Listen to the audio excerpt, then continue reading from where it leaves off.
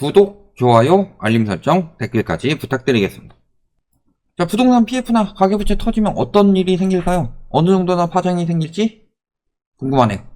저희가 최근 이 부분에 대해서 일단은 가계부채 이야기를 먼저 했었고, 과거부터 그 다음에 시기가 오면서 부동산 PF 이야기를 많이 했는데, 일단은 두 개는 약간의 차이점은 있어요. 그러니까 부동산 PF 같은 경우는 일단은 건설사가 터지는 거고, 요게 건설사가 터지면서 이금융권으로 번지는 거고, 여기에 추가로 땅이 경공매로 나오는 거죠. 그래서 지금 여기서 핵심적으로 봐야 될 거는 건설사가 터지면서 땅이 경공매 나온다, 이금융권으로 리스크 번진다, 실업자 나온다. 요 세 가지인데, 일단은 뭐 요거는 경제 전반적인 영향이 어느 정도 나올지는 좀 봐야 되니까 그런 거지만, 이금융권 같은 경우는 리스크가 굉장히 클 수밖에 없어요. 2011년에 저축은행 사태 터졌을 때 진짜 장난 아니었죠? 근데 그 이후에 집값 완전히 붕괴됐었죠. 전세가가 오르고 있어도 집값이 붕괴됐습니다. 근데 지금 상황을 보시면요, 부동산 PF 규모만 202조로 글로벌 금융위기의 2배래요. 그러니까 글로벌 금융위기 때 PF 터져가지고 저축은행 터진 거예요. 저축은행 사태는 부동산 가격이 떨어져서 터진 게 아니라 PF가 터져서 생긴 사태예요.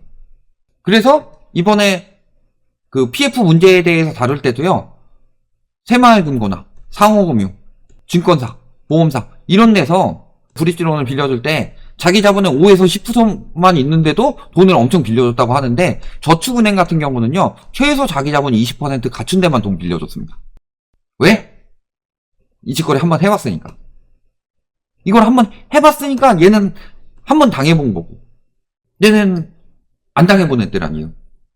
그러니까 얘네는 조심하는 거고, 얘네는 덜 조심하는 건데, 더 공격적으로 투자했던 건데, 얘네도 위험한데 얘네는 오죽하겠냐. 그러니까 이금융권에 자꾸 돈 넣어놓지 말라는 말씀을 드리는 거예요. 물론 저축은행 사태가 됐다고 해서 모든 저축은행이 다 터진 거 아니에요? 모든 저축은행이 다 터진 거 아니고 지점별로 달라요, 저축은행도. 그리고 새마을금고도 마찬가지고 상호금융도 마찬가지예요. 저는 다 터진다고 이야기 안 했어요. 다 터지는 건 아닌데 그 재수 없는 거에 내가 걸리면 어떡하려고. 그럼 이금융권 자금이 동결이 되는 거죠. 그런 이야기를 해요. 예금자 한도 보호 5천만 원까지 되니까 그 내까지 넣으셔도 됩니다. 자, 친구한테 3천만 원 빌려줬어요. 언제 갚을래? 언제 갚을지 몰라요. 빌려줘요? 어떤 친구냐에 따라 다르겠지만 쉽지 않죠? 근데 새마을금고에 내가 3천만 원을 넣어놨어요. 혹은 상호금융, 혹은 저축은행에 3천만 원을 넣어놨어요. 언제 받을지 몰라요.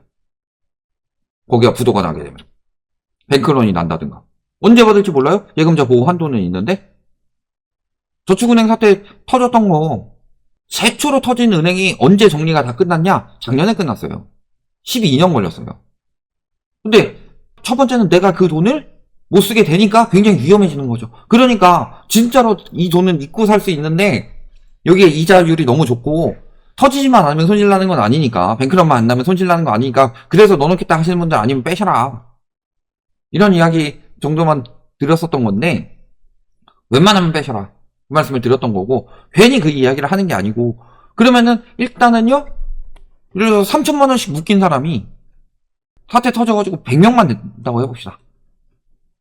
한 금고에 3천만 원 100명도 안 되겠어요, 설마? 그럼 이 자금만 얼마예요? 30억. 그럼 부동산 시장에 유입될 30억이 안 되는 거예요. 이렇게 된 게 한 50개 터진다고 해봅시다.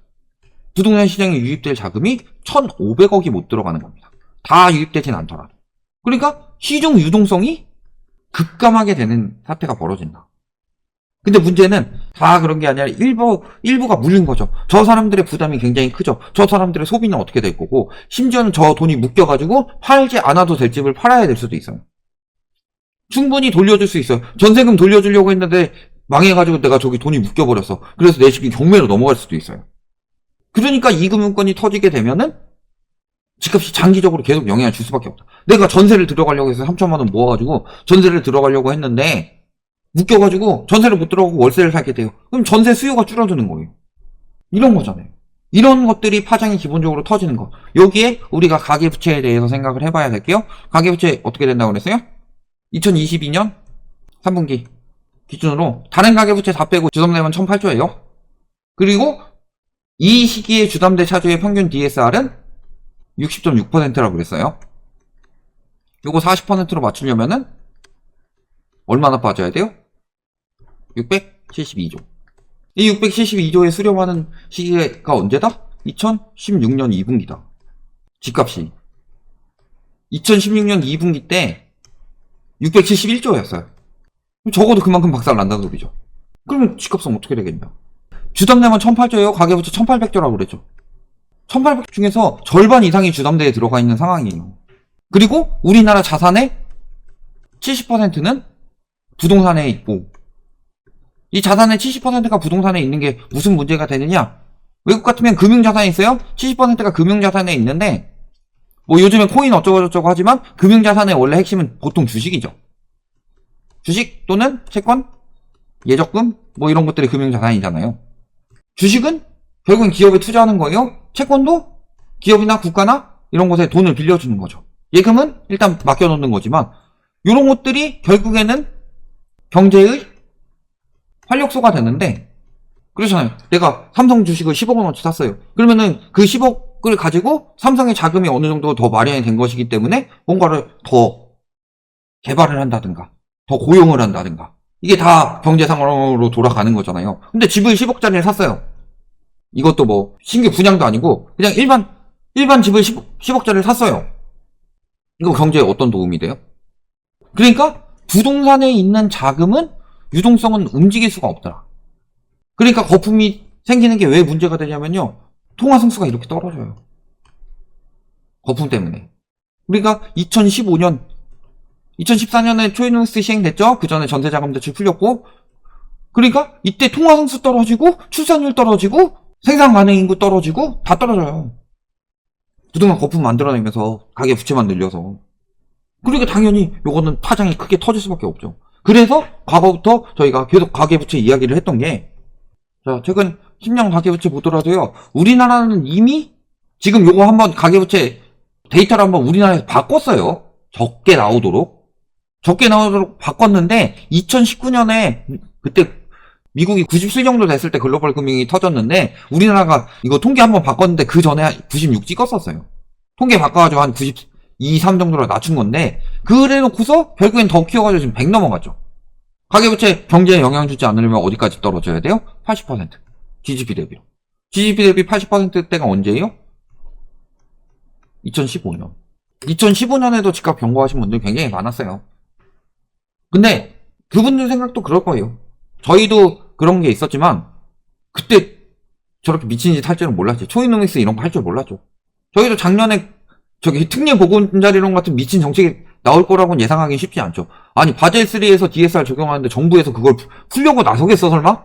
은행 망하고 국가 신용도 뚝뚝 떨어뜨리는 그 짓거리를 설마 하겠어? 그래서 그 일이 실제로 일어났습니다. 상상도 못한 일이죠. 초이노믹스보다 더 심각한 정책이라고 그랬어요. 초이노믹스 때는 세계적으로 뭐 대출을 줄이는데 우리나라는 대출을 늘리는 정책이다. 이 정도 느낌이라면 특례 보금자리로는 바젤3를 정면으로 들이받는 멍청한 짓이다. 그래서 두 번째로 안 좋은 정책이다. 우리나라 부동산 시장. 근데 이런 식으로 빠진다고 해봅시다. 어떻게 될까요? 일단 기본적으로 부동산 붕괴는 요거는 당연한 일이고 이거는 모든 거품은 다 붕괴됐어요. 저희가 옛날 거품 막 튤립 버블부터 뭐 닷컴 버블이니 뭐 일본 버블이니 미국 버블이니 뭐 그런 것들 다 이야기했잖아요. 버블 붕괴는 당연한 일이고 이 붕괴 기간 동안에 당연히 경기는 침체됩니다. 그래서 이걸 가지고 누가 이딴 이야기를 해요? 폭등보다 폭락이 안 좋다. 개소리고요. 폭락이 나는 이유는 폭등 때문이에요. 폭등이 없으면 폭락이 날 이유가 없어요. 사람들이 기본적으로 가지고 있는 수요들이 있죠. 아, 이 정도면 적정 가격이라는 게 있고 그게 거품이 안 꼈을 때는 그 이상 떨어지기 전에 적정 가격이 되면 사람들이 산다. 그래서 저희가 이 부분에 대해서 무슨 이야기를 했냐면요. 폭등이 암이에요. 폭락은 수술이고. 근데 암 걸렸을 때 암 초기 때 안 아파요? 말기 가서 엄청 아파. 수술을 해요. 근데 암 때문에 아프면은 그래도 걸어 다닐 수 있고 술을 먹으려면 먹을 수 있고 담배 피려면 필 수 있고 막 맵고 짠 거 먹으면 먹을 수 있고 그런데 수술 받으면요? 술, 담배 못하고, 입원 거기 갇혀가지고, 이렇게 아파가지고 누워있고, 그러니까, 암 걸린 거보다 수술 받는 게 더 안 좋다. 이런 이야기 하는 거랑 똑같은 거다. 그러니까 결국에는 자산 버블이 생긴 것들은 다 무너질 수밖에 없는 거고, 그게 주식시장엔 빠르게 나오는 거고, 부동산 시장이 느리게 나오는 거예요. 저희가 저번에 그런 이야기 했었죠. 2차 전지 엄청 뜬다 했을 때 저희가 그때 2차 전지 한창 뜨고서 딱 고점 찍었을 때 저희가 그때쯤 이야기했었죠. 이거 닷컴 버블 같다. 그 뒤에 빠졌어요, 올라갔어요. 그런 것들은 아마 되게 많이 빠질 거다. 물론 저희가 늘 말씀드려요. 2차 전지가 미래가 없다는 게 아니라 미래 가치 대비로 너무 많이 올랐다. 이 부분에 대해서 말씀을 드렸던 거고, 그런 것들이 다 영향을 받을 거다. 그리고 당연히 그동안에 경기는 침체될 수밖에 없어요. 경기 침체된다고 해서 또 부동산 살리고 이런 것들이 이번엔 통할까? 그때는 통했던 이유는 뭐였어요? 글로벌 금융위기 터진 이후에 통했던 이유는 뭐였어요? 전세자금 대출. 전세자금 대출을 풀어서 통했던 거예요. 왜냐면은 이렇게 올라갔던 거 이렇게 떨어져야 되는데 전세 가격을 이렇게 올려버려가지고 여기쯤에서 막아버린 거니까. 미국도 글로벌 금융이 터지고 이렇게 돼서 코로나 때 이렇게 쌓였고, 유럽도 이런 형식으로 진행이 됐는데 우리나라는 이렇게 됐어요. 가계부채가. 전세자금 대출로 막았는데 전세자금 대출 풀려면 다 풀었죠. 더 풀 거예요? 더 풀 수 있는 여력이 있어요? 이미 풀었기 때문에 더 풀 수 있는 여력이 없다. 그러면 이번엔 부동산 시장을 뭘로 바치겠네요. 그리고 사람들의 자산의 대부분이 부동산에 들어가 있는데 그 가치가 폭락하게 된다면, 예를 들어서 내가 7억 빚지고 10억짜리 집을 샀는데 3억이 폭락하게 되면 난 자산이 없는 거예요. 4억이 폭락하게 되면 빚이 1억이 남는 거고. 이런 사람들이 돈을 쓰겠어요? 당연히 장기간 침체가 올 수밖에 없다. 이런 것들을 생각을 해보시면은 어떤 여파를 미칠지가 다 보인다. 이렇게 보시면 되겠습니다.